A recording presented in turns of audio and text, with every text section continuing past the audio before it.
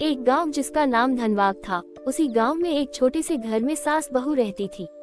सास अनुराधा, जिसकी उम्र लगभग 55 थी, और उसकी बहू निशा, जो एक संस्कारी और एक अच्छे चरित्र वाली थी, उसकी उम्र 25 वर्ष थी। निशा का पति, जो दूर शहर में काम करता था, वह साल में एक बार ही अपने घर आ पाता है। सास अपने पुराने घर के गेट से बाहर देख रही थी। हवा में नमी और मिट्टी की खुशबू घुलने लगी थी। अनुराधा के चेहरे पर हल्की मुस्कान थी। तभी एक धीमी आवाज रसोई से आई, माँ जी, आपने दोपहर की चाय भी नहीं खत्म की। अनुराधा पलटी। बहू निशा चाय की ट्रे लेकर खड़ी थी। निशा ने कहा, बारिश हो रही है तो सोचा अदरक वाली चाय बना दूं, इसीलिए वह ताजी चाय बनाकर ले आती है। अनुराधा मुस्कुराती है, बेटी तू तो जानती है मुझे, बारिश और अदरक वाली चाय, बस वही पुराने दिन ही मुझे अच्छे लगते हैं। और वही इस बारिश में चाय के साथ अगर गर्मा गर्म समोसे हो तो बात ही कुछ और हो। निशा कुछ पल चुप रही, फिर बोली, आप चाहे तो आज समोसे बना लूं? अनुराधा ये सुनकर उसकी आंखों में एक चमक आ गई। निशा रसोई में जाती है और गर्मा गर्म समोसे और चाय बना कर लाती है। अब दोनों सास बहू बारिश में चाय समोसे का बारिश में आनंद लेते हुए खाते हैं। तभी सास बोलती है, बेटी, मुझे नहीं पता था कि तुम इतना अच्छा समोसे बनाती हो, इसका स्वाद तो बिल्कुल ही अलग और स्वादिष्ट है। बहू कहती है, हाँ माँ जी, मायके में भी सभी यही कहते हैं। तभी सास के मन में एक विचार आता है और बहू से कहती है, क्यों ना हम अपना चाय समोसे का काम शुरू करें। तुझे पता है न बेटी की मेरे बेटे की सैलरी में घर चलाने में दिक्कत आती है, तो क्यों न हम एक चाय समोसे की दुकान लगाए। बिल्कुल, गर्मा गर्म समोसे और चाय, ऊपर से ये प्यारी सी बारिश, लोग खींचे चले आएंगे। निशा कहती है कि हाँ माँ जी, आपने सही कहा है, हम अपना काम करेंगे, लेकिन माँ जी, नए काम के लिए पैसे कहाँ से लाएंगे। सास कहती है, बेटी तू इसकी चिंता छोड़, मेरा बेटा मुझे कुछ पैसे देता है, हर महीने खर्चे के अलावा वो किस काम आएंगे। अब उन पैसों से अपना काम शुरू करते हैं।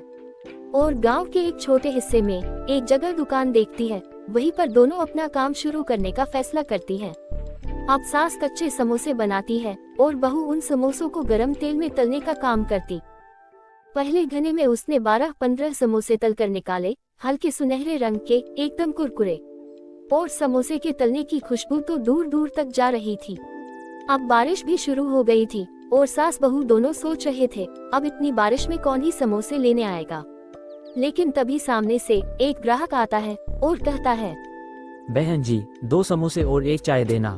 वह समोसे खाता है और कहता है, बहन जी, समोसे तो बड़े ही स्वादिष्ट है, आप 8 समोसे पैक कर देना। ऐसे ही शाम तक उसके सारे समोसे बिक जाते हैं। अब धीरे धीरे और भी ग्राहक आने लगते हैं और कुछ तो खाते और कुछ पैक करवा कर घर ले जाते। अब धीरे धीरे उनके समोसे पूरे गांव में मशहूर हो जाते हैं। सुबह दुकान खोलने से पहले ही बारिश में भी उनकी दुकान पर भीड़ लगी रहती थी। माँ जी, क्यों ना हम अपनी दुकान को एक नाम दे। हाँ बेटी, सही कह रही हो, लेकिन क्या नाम रखे। क्यों ना माँ, हम दुकान का नाम सास बहू के मशहूर समोसे रख दें। हाँ बेटी, ये सही रहेगा। अगले दिन एक बोर्ड पर दुकान का नाम लिखा होता है। अब उनकी दुकान बहुत चलती थी और उनकी कमाई में भी 4 गुना तरक्की हुई।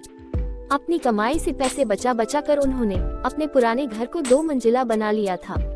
एक दिन उनकी दुकान पर एक सेठ आता है। वह उनके वहाँ समोसे खाता है। सेठ कहता है, बहन जी, आपके समोसे की बहुत चर्चा सुनी थी, आज खाए तो बहुत ही स्वादिष्ट लगे।